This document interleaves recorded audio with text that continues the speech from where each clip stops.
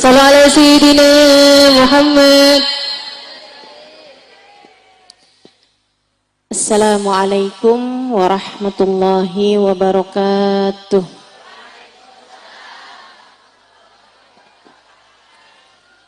Alhamdulillah. Wassalatu wassalamu ala Rasulillah Muhammad ibn Abdillah wa ala alihi wa sahbihi wa man walah.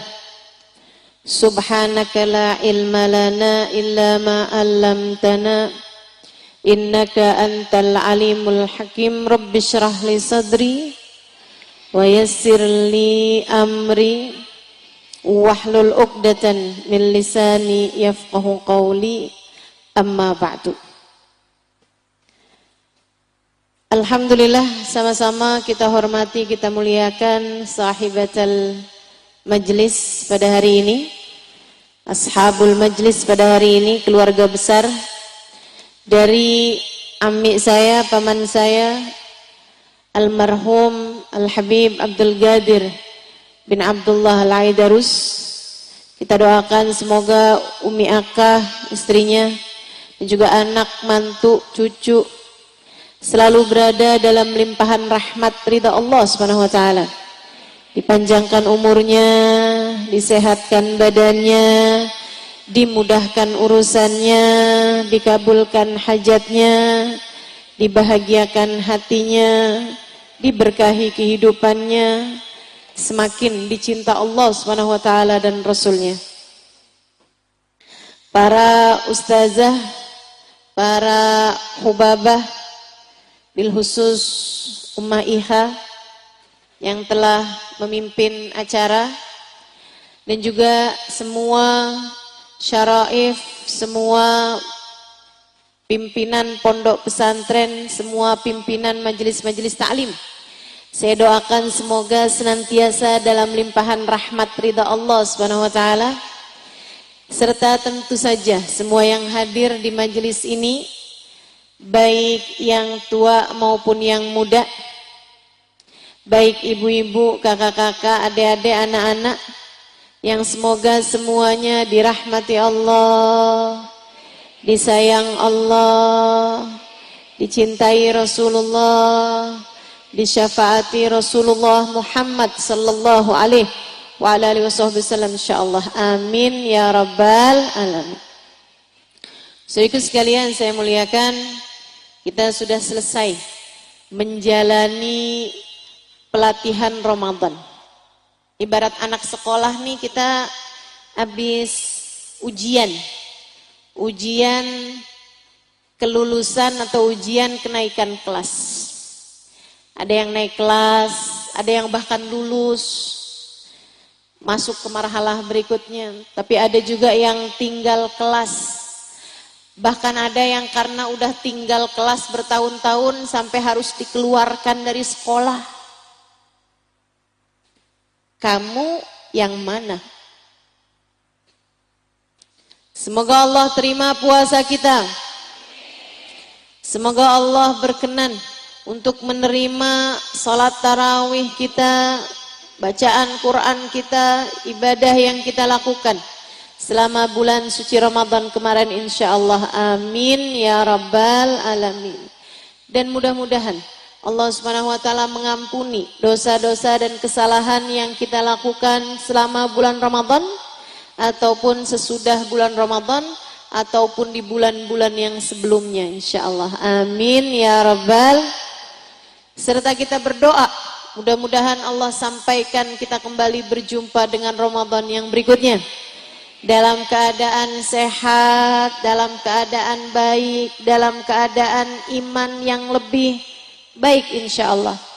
Amin ya rabbal alamin. Kalau saya diminta untuk berpesan sebagai awal tahun ajaran, ini orang Islam nih awal tahun ajarannya kayak sekarang ini nih, habisnya lebaran, masuk awal tahun baru, tahun ajaran. Bulan Syawal ini kayak dianggap sebagai bulan istirahat, bulan liburan. Jadi abis ini nih kita masuk lagi nih ke bulan Dzulqa'dah, nah itu mulai masuk sekolah lagi tuh. Masuk sekolah lagi. Kalau saya boleh berpesan nih kepada semua muslimah yang mendengarkan kajian saya pada hari ini, kita kembali kepada apa yang Allah Subhanahu wa taala inginkan kepada kita. Saya pesankan kepadamu 4 hal. Mohon diingat, mohon dicatat, bekalan untukmu. Bukan hanya sampai 11 bulan ke depan, akan tetapi akan menjadi perbekalan bagimu untuk sepanjang usiamu insya Allah. Kalau kamu benar-benar berpegang teguh kepada apa yang akan saya sampaikan ini.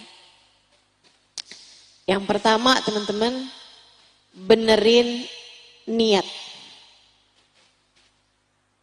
Innamal a'malu binniyat.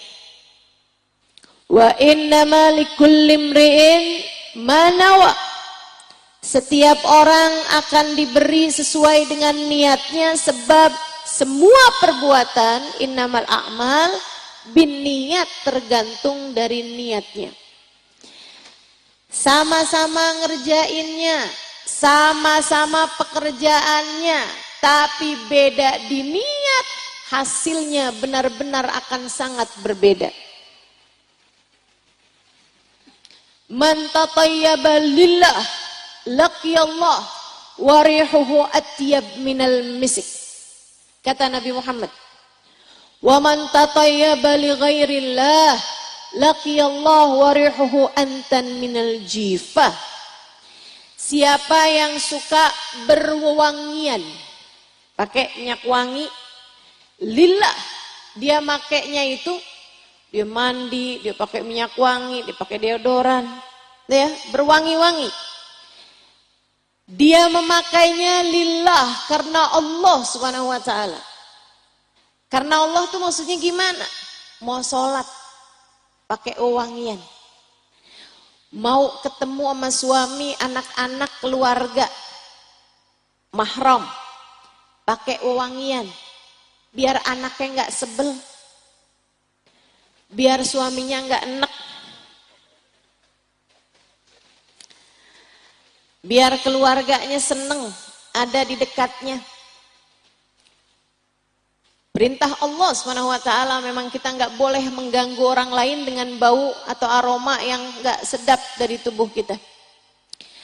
Atau misalnya kamu pakai wangian karena mau berkumpul dengan semua sama perempuan. Kayak sekarang nih. Ibu ibu sekalian, jangan sampai ada di antara kita yang udah nggak mandi 3 hari.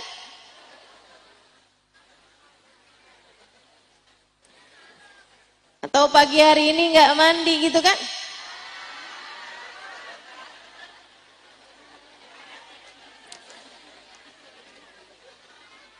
Tapi tadi malam sebelum jalan mandi dulu kan? Karena kita itu tidak boleh mengganggu orang lain walaupun dengan aroma yang tidak enak dari tubuh kita. Saudaraku sekalian, Nabi pernah mengeluarkan orang dari masjid, kebayang ya. Nabi itu kan orangnya santun, adab, akhlak luar biasa. Kebayang nggak? Pernah ada orang disuruh keluar sama Nabi dari dalam masjid. Bahasa kasarnya ngusir. Nabi mengusir seseorang dari masjid. Begitu keji ya kelihatannya gitu. Kenapa Rasulullah sampai ngusir orang dari masjid? Saudaraku sekalian, orang itu masuk ke masjid mulutnya bau bawang mentah. Ini benar. Bau bawang putih mentah. Jadi kalau dia ngomong itu yang di samping-sampingnya, ya Allah, rasanya kayak mau pingsan. Bawang mentah, bolak-balik makanin bawang mentah, mulutnya bau bawang, belum hilang baunya, masuk dalam masjid. Nabi Muhammad Kemudian mengatakan, keluarlah kamu dari masjid sampai hilang aroma dari bau mulutmu tersebut. Tidak halal bagi orang muslim untuk mengganggu akhahul muslim, sesama saudaranya muslim, walaupun dengan aroma yang tidak baik keluar dari mulutnya. Apalagi kalau dia memakai wangian, gitu kan? Jadi orang di sekelilingnya jadi senang. Orang di sampingnya berasa terhibur dengan aromanya yang wangi. Nabi Muhammad pun wangi, para sahabat-sahabat suka pakai wangian. Sayyidah Khadijah, Sayyidah Fatimah, Sayyidah Aisyah, semuanya suka wangian. Saudaraku sekalian yang saya muliakan, jadi kalau kamu bau tuh mau ikut siapa?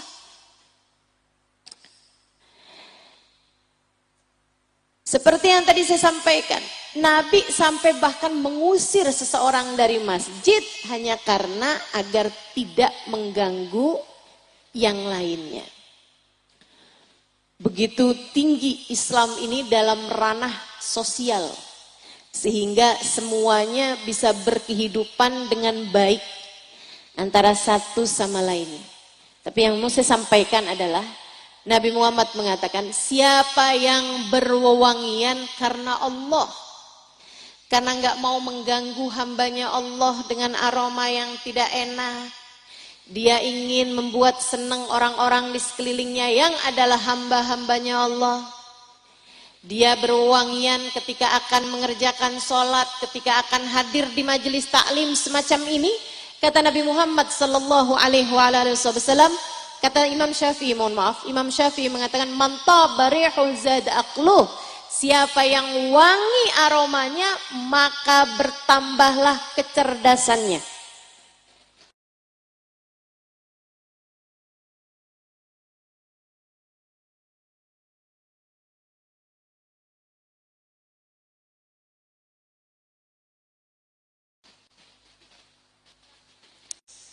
Saudaraku sekalian, saya dulu kalau mau belajar, mau ngafalin sesuatu, ada majelis saya lagi mau buka kitab gitu. Nah, itu hal pertama yang saya lakukan selain mandi itu ya, adalah berwangian. Saya pakai minyak wangi, saya pasang bukur, udah sampai aromanya wangi, duduk enak tuh. Tapi kalau udah aromanya kurang enak, Masya Allah. Rasanya mau baca hadis, mau nginget-nginget pelajaran susah banget masuknya. Ayo nih coba nih, yang sekarang susah konsentrasi diinget-inget tadi pagi mandi apa enggak?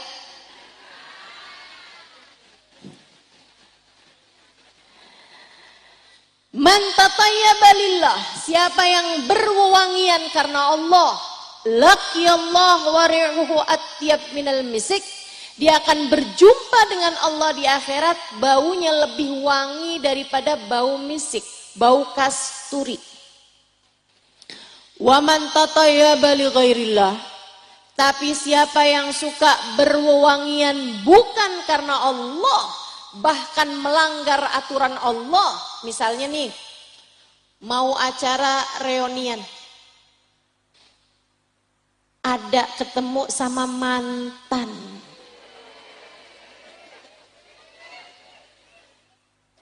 mandi bolak-balik, pakai deodoran lapis-lapis, pakai minyak wangi semprot kanan, kiri, depan, belakang, bawah, atas. Waduh, segitunya.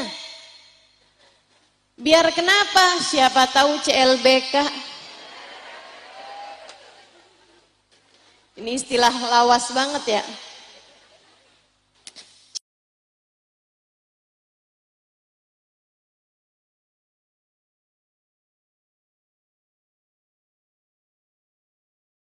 Cinta lama bersemi kembali katanya.